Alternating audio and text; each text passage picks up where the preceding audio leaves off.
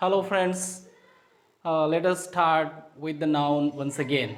In the last session, we have seen about different part of speech, eight part of speech, and we have just started our the first part of speech, that is noun. My dear friends, keep in mind that we are going to study the English grammar in a very micro way. That means now we have started from noun. बघा मित्रांनो, अगदी नाऊनपासून सुरू करून शेवटच्या टप्प्यापर्यंत वेगवेगळ्या व्हिडिओजमधून आपण व्याकरणाचा, इंग्रजी व्याकरणाचा मायक्रो अभ्यास करणार आहात.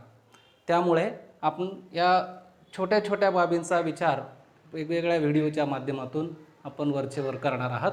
बघा मित्रांनो, मागच्या सेशनमध्ये आपण पार्ट ऑफ स्पीच काय आहे, what are the 8 part of speech, whatever the word in English.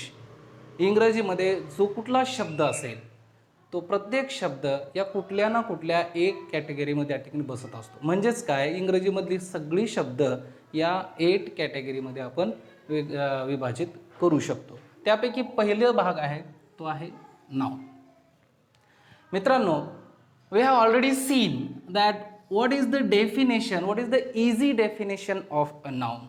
नामाची सरळ साधी सोपी व्याख्या काय सांगता येईल आपल्याला. व नाम म्हणजे काय, नाउन म्हणजे काय, तर नेम ऑफ एनिथिंग. कोणतंही आणि कशाचंही नाव जे असतं त्याला आपण नाम म्हणतो. ही एक सरळ आणि सोपी साधी व्याख्या आपल्याला त्या ठिकाणी अभ्यासता येईल. बघा मित्रांनो, आता कोणतंही आणि कशाचंही नाव म्हणजे काय नेमकं. The name of a place, name of a thing, name of person, name of bird, animal, name of various object, things, and even the abstract emotions you can say, the abstract concept you can say. All the names include under the title noun. So today we are going to consider it about the different types of noun. My dear friends, while studying about the types of noun, we have different classification. First of all, you can see here we have classified the nouns into two major types. Whatever the nouns are there, we can classify into these two major types. That means concrete noun and abstract noun. Concrete noun म्हणजे काय व सरळ सांगायचं म्हणजे काय, तर concrete noun जे काही आपण प्रत्यक्ष आपल्या पंचेंद्रियांच्या माध्यमातून पाहू शकतो, अनुभवू शकतो, त्याला आपण कॉन्क्रीट नाउन म्हणूयात. उदाहरणार्थ हा बोर्ड आहे. The board is a concrete noun we can see. Okay, for example this pen, it is a concrete noun. whatever we feel, whatever we see through our 5 senses, that comes under the title, under the type concrete noun. And we divide this concrete noun into two different types. तर concrete noun म्हणजे काय, जे स्थिर आहे, जे समोर आपल्याला स्पष्ट पाहायला मिळतं, अनुभवायला मिळतं, त्याला आपण कॉन्क्रीट नाउन म्हणूयात. आता ॲब्स्ट्रॅक्ट नाउन म्हणजे काय, ॲब्स्ट्रॅक्ट नाउन म्हणजे जे आपण आपल्या 6th सेन्सनं म्हणूयात, या ठिकाणी भावनेच्या माध्यमातून 6th सेन्सच्या माध्यमातून अनुभवू शकतो. त्याला आपण प्रत्यक्ष पाहू जरी नसू शकलो तरी त्याला आपण अनुभवू शकतो, त्याला म्हणूयात आपण abstract noun. For example strength, ताकद. ही ताकद काय प्रत्येकामध्ये असते, वेगवेगळ्या प्रकारची ताकद असू शकते, परंतु ती ताकद जी आहे ती त्याला आपण ठराविक मापदंडामध्ये किंवा वेगवेगळ्या कुठल्या आपल्या 5 सेन्सेसच्या माध्यमातून आपण त्याला अनुभवू शकत नाही. तर असे जे काही नाउन असतात त्याला आपण ॲब्स्ट्रॅक्ट नाउन म्हणतो. उदाहरणार्थ power, for example love. Different emotions are also come under this type. So these are the basic and major classification you see, concrete noun and abstract noun. Later we classify this concrete noun into two different types, proper noun and common noun. So what is proper noun? Proper noun means the name in personal, and common noun is the name in general. आता name in person म्हणजे काय म्हणता येईल आपल्याला, what is name in person? एखाद्या व्यक्तीचं, एखाद्या वस्तूचं, एखाद्या ठिकाणचं, त्याचं त्या व्यक्तीपुरतं, त्या वस्तूपुरतं विशिष्ट नाव, तेवढ्या व्यक्तीपुरतं, तेवढ्या वस्तूपुरतं जे विशिष्ट नाम असतं त्याला आपण प्रॉपर नाउन म्हणूयात. उदाहरणार्थ राम, एक व्यक्तीपुरतं मर्यादित आहे ते. उदाहरणार्थ हिमालय, हिमालय एका पर्वत, म्हणजे हिमालय म्हटलं की फक्त आपल्याला हिमालय पर्वतच दिसतो, आपल्याला रॉकीज, अँडीज, जगातले वेगवेगळे अनेक पर्वत आहेत ते दिसणार नाहीत. हिमालय म्हटलं की फक्त तो एक भारताच्या उत्तर दिशेला असलेला पर्वत आढळतो. म्हणजे ठराविक व्यक्ती, ठराविक वस्तू, ठराविक ठिकाण, या एका व्यक्ती, एका ठिकाण, एका वस्तूपुरतं मर्यादित विशिष्ट नाम म्हणजे proper noun. Now what is common noun? Common noun, earlierly we have said that it is the name in general. म्हणजे काय की समान गुणधर्म असणारी एखादी काय वस्तू असतील, व्यक्ती असतील, त्या व्यक्ती, प्रत्येक व्यक्तीला, प्रत्येक वस्तूला आपणाला जे नाव देता येतं त्याला आपण काय म्हणूयात? Common noun. आता मगाशी आपण प्रॉपर नाउनचं उदाहरण पाहिलं, Rama. Rama is the name in person. आता व्यक्ती जर म्हटलं आपण, पर्सन म्हटलं किंवा मॅन जर म्हटलं, आता मॅन म्हटल्यानंतर अनेक पुरुष आपल्याला या ठिकाणी डोळ्यासमोर येत असतात. It is the name in general. म्हणजे राम जर प्रॉपर नाउन असेल तर मॅन काय असणार आहे? कॉमन नाउन असणार आहे. हिमालया जर प्रॉपर नाउन असेल तर माउंटेन काय असणार आहे? कॉमन नाउन असणार आहे. म्हणजेच काय की noun in general means common noun and noun in person means proper noun. So these are two classification of concrete noun. You can see these are the basic first classification. Another classification we see here, countable noun and uncountable noun. So what is this countable noun and uncountable noun? So countable noun means the noun we can count without any unit.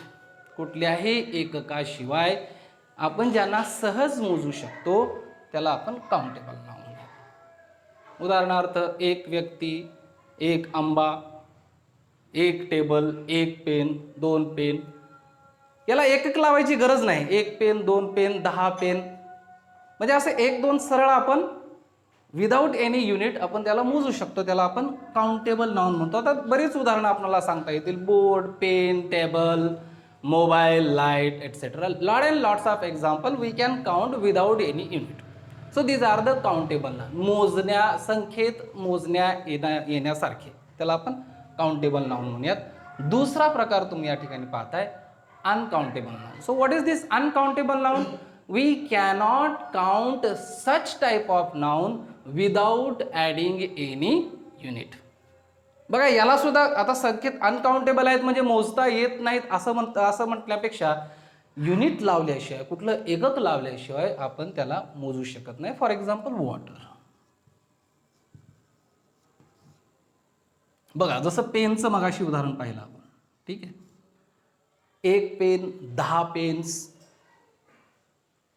सहज मोजू शकतो. Water, can we count water in general way? For example एक पाणी, दोन पाणी, 10 पाणी, we cannot count. आता याला मोजायचं असेल तर मग काय करावं लागेल? त्याला एक एकक द्यावं लागेल. 1 लिटर पाणी, 10 लिटर पाणी. तसं पेनच्या बाबतीत आहे का? म्हणजे जे यांना अशा प्रकारच्या नामांना आपण काउंटेबल नाउन म्हणूयात. आणि या प्रकारच्या आता वेगवेगळी उदाहरणे याच्यामध्ये सांगता येईल. वॉटर आहे, गोल्ड आहे, एअर आहे, different types of grains असतील. So such type of examples we can see uncountable noun. So my dear friends, these examples we cannot count without adding any, without using any unit. So that's why these nouns are called as uncountable nouns. आता बघा या uncountable नाउनलाच आपण आणखी वेगळ्या नावाने ओळखू शकतो. याला आपण मटेरियल नाउन या नावाने सुद्धा ओळखू शकतो. मटेरियल नाउन त्यालाच आपण अनकाउंटेबल नाउन असं सुद्धा म्हणतो. So my dear friends, you have seen that these two different classification you have seen here. आता बघा याच्यानंतर पुढचा आणखी एक उदाहरण प्रकार आपण पाहणार आहात. दुसरा एक वेगळा प्रकार आपण पाहूयात बघा, कलेक्टिव्ह नाउन. कलेक्टिव्ह नाउन ज्याला आपण मराठीमध्ये समूहवाचक नाम असं सुद्धा म्हणतो. म्हणजेच काय तर समूहाचं रिप्रेझेंटेटिव्ह करणारं एखादं नाम, त्याला आपण कलेक्टिव्ह नाउन म्हणूयात.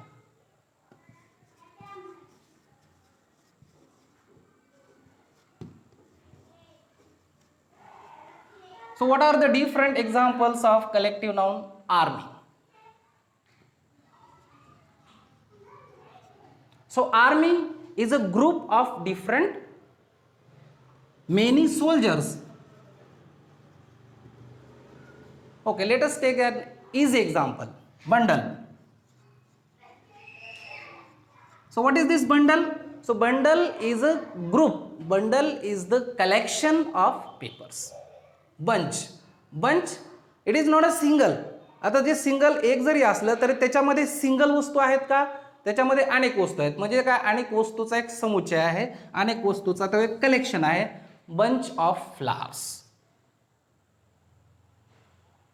तर अशा प्रकारचे जे नाउन असतात ज्याच्यामध्ये वेगवेगळ्या नामांचं, वेगवेगळ्या वस्तूंचं संचय असतो, समुच्चय असतो, त्याला आपण कलेक्टिव्ह नाउन म्हणतो. एक आणखी एक इझी एक्झाम्पल सांगतो बघा, पीपल. पीपल म्हटल्यानंतर एका व्यक्तीपुरतं मर्यादित असणार नाहीये ते नाव, त्याच्यामध्ये ग्रुप ऑफ पीपल असायला पाहिजे. Many examples we can see. बघा आता या कलेक्टिव्ह नाउनची अनेक उदाहरण आपण त्या ठिकाणी या यूट्यूब चॅनलच्या माध्यमातून तुम्हाला एक त्याची लिस्टच वेगळी देण्यात येईल. तुर्तास ही कन्सेप्ट तुर्तास लक्षात घ्या की it is a group of something. It may be a group of soldiers, it may be a group of birds. For example, flock. What is this flock? Flock is a group, it is a collection, it is a group of different birds, many birds. So such type of nouns are called as collective noun. आता याच्यानंतर पुढं आणखी एक वेगळं classification आपण त्या ठिकाणी अभ्यासूया, ज्यामध्ये नामाला आपण 3 प्रकारामध्ये विभाजित करूया.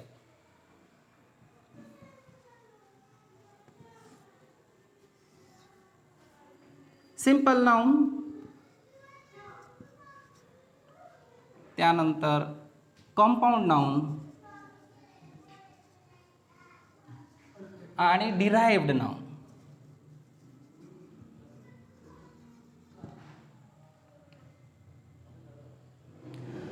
So these 3 types we can see in this classification.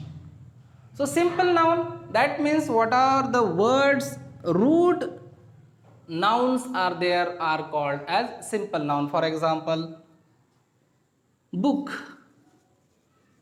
Okay, now what is this compound noun? Compound noun is made of 2 nouns or with a verb or with an adjective and noun. म्हणजे 2 शब्द एकत्रित येऊन मग 2 नाम असतील, 2 adjective असतील किंवा adjective noun असतील, अशी शब्द एकत्रित येऊन एक वेगळं नाम तयार होतं, त्याला आपण कंपाऊंड नाउन म्हणूयात. उदाहरणार्थ ink pen. It's a compound noun. Ink is a noun and pen is another noun. So this is the compound noun. 2 different nouns are there. Another example, blackboard. This is the whiteboard, but we will take another example, blackboard. Adjective plus noun. So such types of noun are called as compound noun. Derived noun means the nouns which has been derived from another category of part of speech, another category of word.